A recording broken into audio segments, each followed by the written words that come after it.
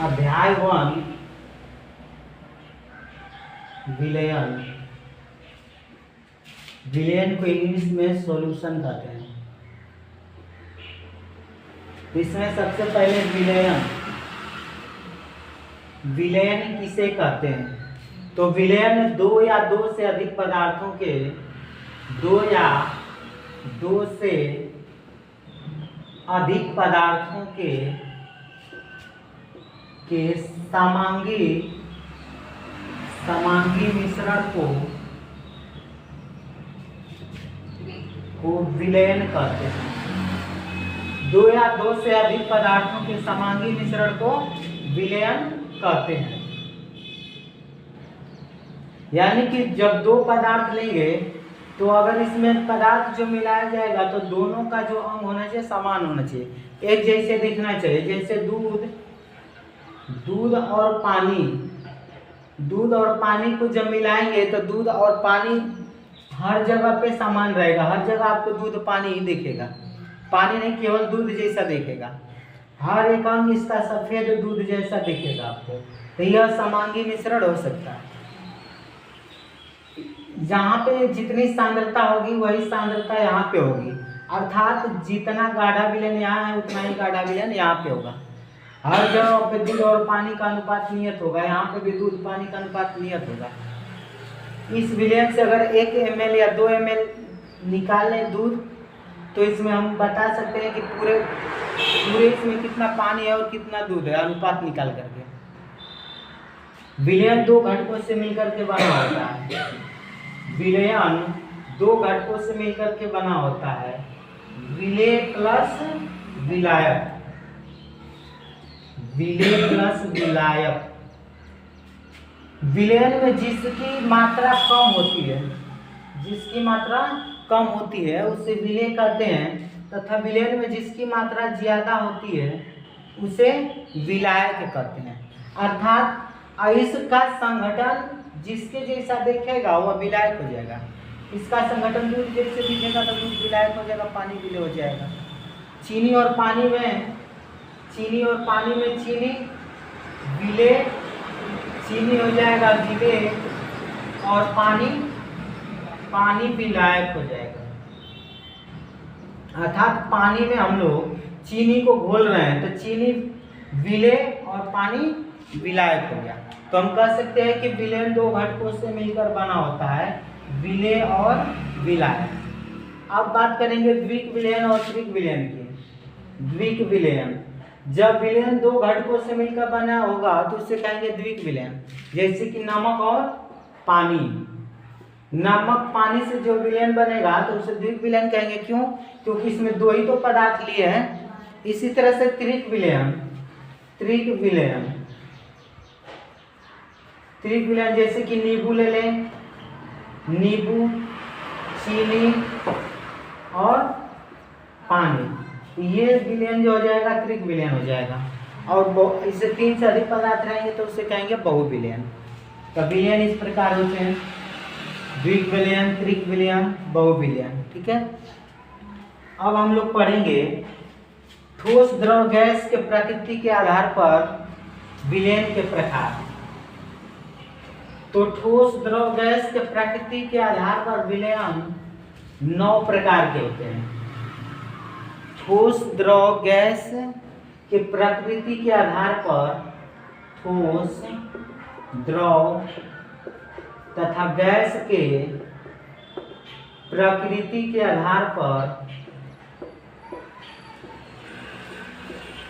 विलयन 9 प्रकार के होते हैं। 9 प्रकार के होते हैं। कौन कौन से होते हैं?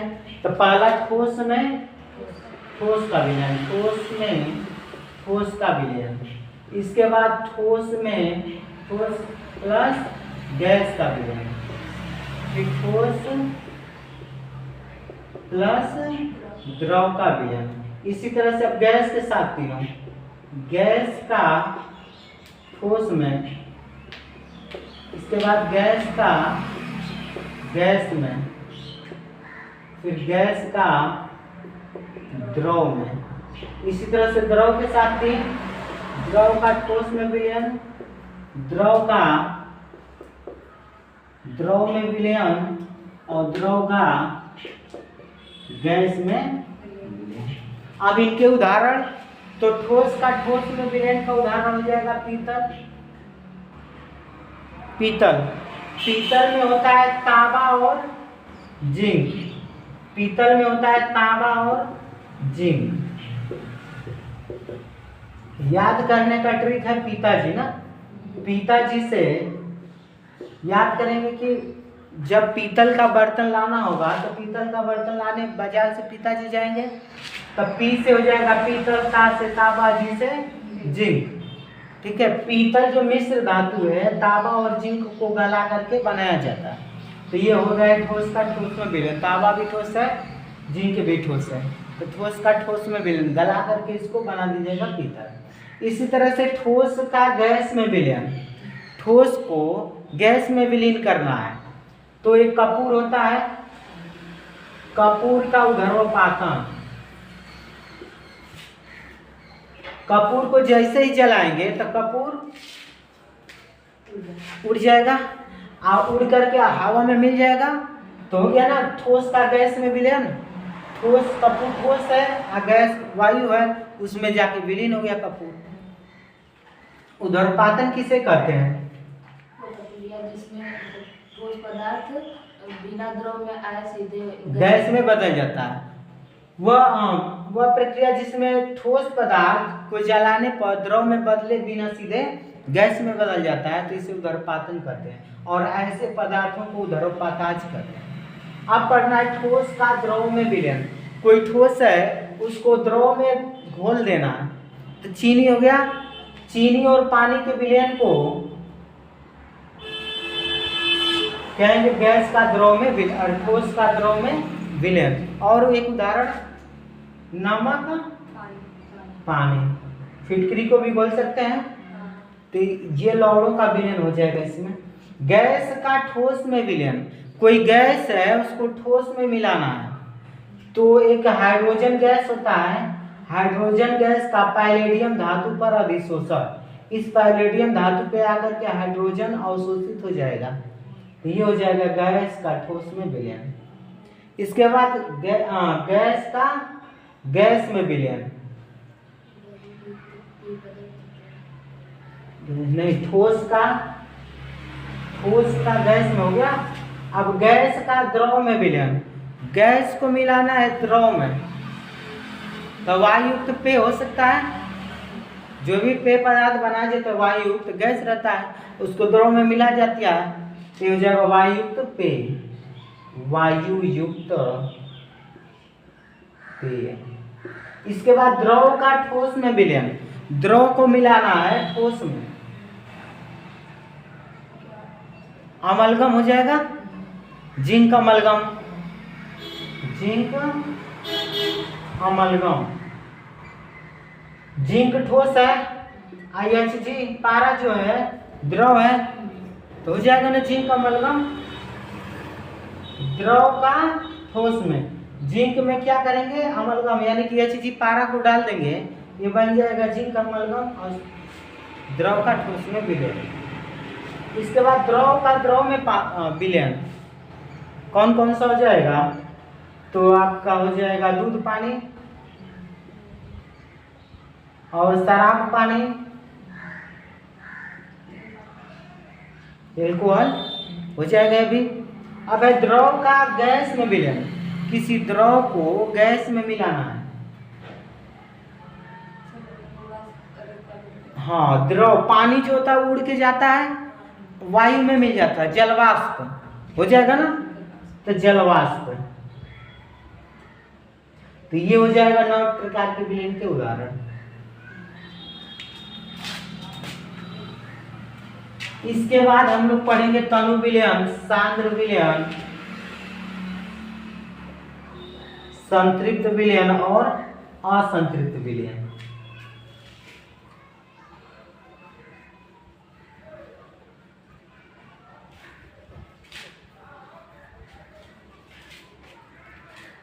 तनु विलयन पढ़ते हैं।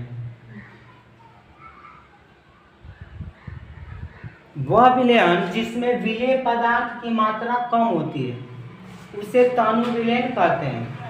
अर्थात पानी हो गया आपका 80% और जो घोला गया विलेय पदार्थ है विलेय हो गया 20%, ये हो जाएगा तनु विलयन। वह पदार्थ जिसमें विलेय की मात्रा कम होती है, वह विलयन जिसमें विलेय की मात्रा कम होती है और विलायक की मात्रा ज्यादा होती है तो उसे तनु विलयन कहते हैं। और सांद्र विलयन जिसमें विलेय और विलायक की मात्रा लगभग बराबर होती है। विलेय और विलायक की मात्रा लगभग बराबर होती है, थोड़ा मोड़ा अंतर होगा 5-10% का, बाकी लगभग बराबर होगा। तो इसे कहेंगे हम लोग सांद्र विलयन। गाढ़ा विलयन को सांद्र विलयन कहते हैं और पानी वाले विलयन को जिसमें पानी की मात्रा ज्यादा होती है उसे तनु विलयन कहते हैं। अब बात करेंगे हम लोग संतृप्त और असंतृप्त विलयन की।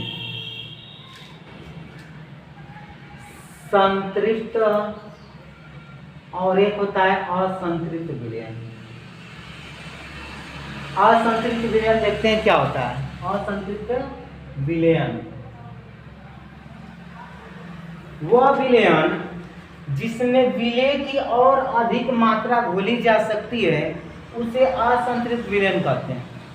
अर्थात अगर यह एक बर्तन है और इसमें हम कोई विलेय डाल रहे हैं, मान लीजिए चीनी डाल रहे हैं पानी में, तो ये चीनी जो होगा चीनी इस बर्तन में घुल जाएगा, लेकिन जब तक घुलता रहेगा चीनी थोड़ा थोड़ा डालेंगे घोलेंगे घुल जाएगा तो ये असंतृप्त है। और जब नहीं घुलेगा चीनी डालना नीचे जाकर के बैठने लगा सारा चीनी तो इसे कहेंगे संतृप्त विलयन। संतृप्त का मतलब कि और अधिक विलेय की मात्रा को घोला नहीं जा सकता है, तो जब नहीं घोला जा सकता है तो संतृप्त विलयन, और जब तक घोल सकते हैं इसमें और अधिक विलेय की मात्रा तब तक घोला जाएगा असंतृप्त विलयन। साधारण भाषा में कहेंगे तो मतलब पेट भर गया संतृप्त, पेट नहीं भरा असंतृप्त। ठीक है, लड़का है कौन हो खाना खाते जा रहा है तो असंतृप्त है। आप खाना खा लिया और उसका पेट भर गया, मन नहीं कर रहा है खाने का, संतृप्त हो गया। इसी तरह से यह भी है, घोल रहा है जब तक संतृप्त, जब तक घोल रहा है तब तक असंतृप्त, नहीं घोलेगा नीचे बैठने लगेगा तो संतृप्त हो जाएगा।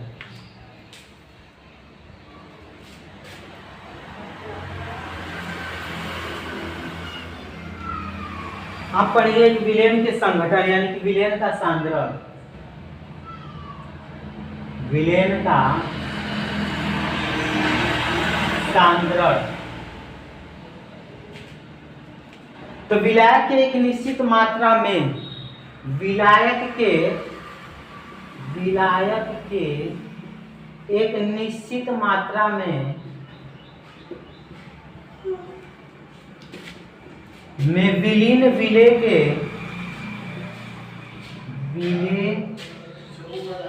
विलेय की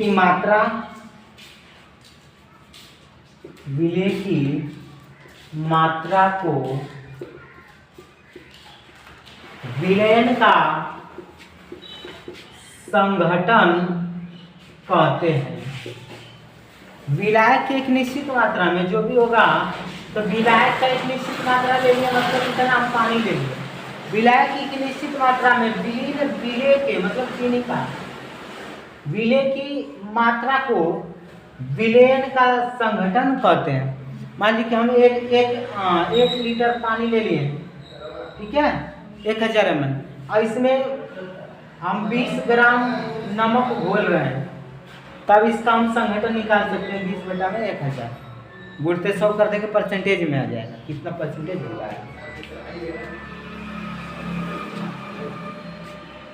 अब इसका निकालना है द्रव्यमान प्रतिशत।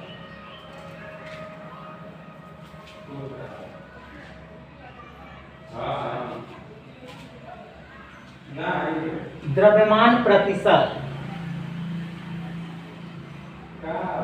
द्रव्यमान प्रतिशत तो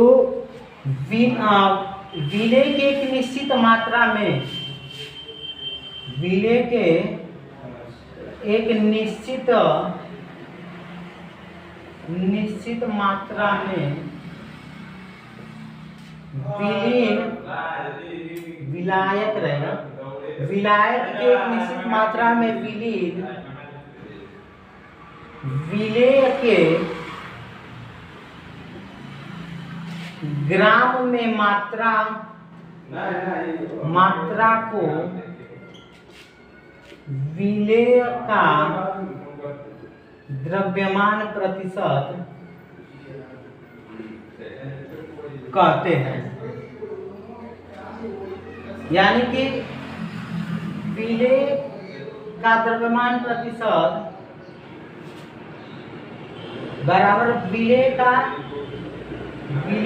भाग बटा में विलायक का भार गुणित 100, ये हो जाएगा विलेय का द्रव्यमान।